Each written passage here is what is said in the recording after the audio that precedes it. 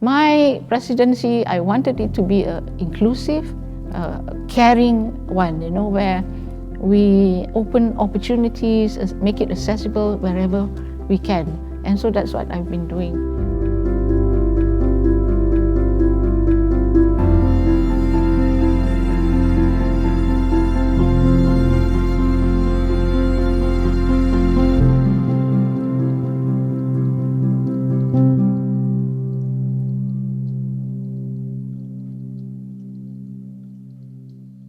Well, my starting point is that we should look at underserved communities. And if you look at all these, whether mental health, people with disabilities, people needing digital inclusion, they're all basically underserved communities and also communities which are disadvantaged. So we must make that special extra effort. Mental health, we know this is a growing problem.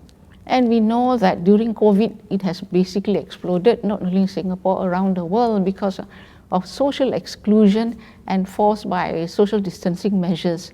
And therefore it brought it to the fore. And every one of us knows someone who's got mental health issues, or someone who's struggling with a family member who's got severe disabilities, or we know of someone who's a single mother struggling to feed her children, and so we know.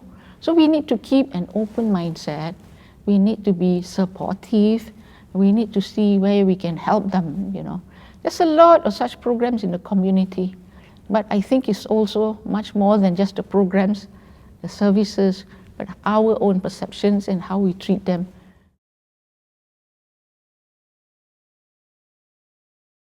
Some of these issues which are very close to my heart, it's been close to my heart for a long time. And so I express those opinions in the hope that things will change.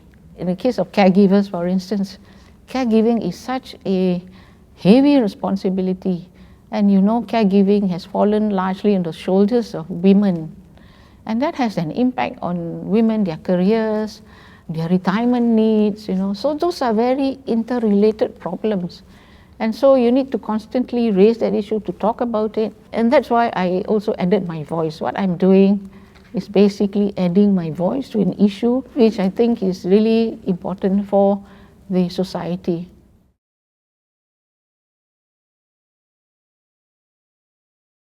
I'm always a very ground person, so I can always get reports, I read them, to say what's happening and all that, but it's very different from going down to actually feel it, So that was my reason.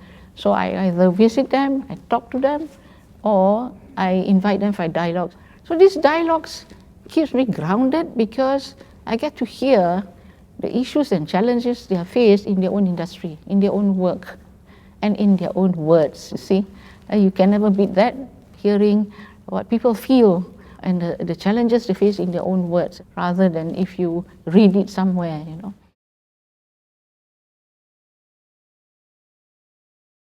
I also open up the Istana. I make it more accessible, And we have the picnic at the Istana program, the garden at the Istana program, and these are very popular programs. Because in my mind, this is a national resource. It's a national asset, it's a national resource, and therefore we ought to make it a little bit more friendly by making it accessible to people who otherwise would not have the opportunity to come.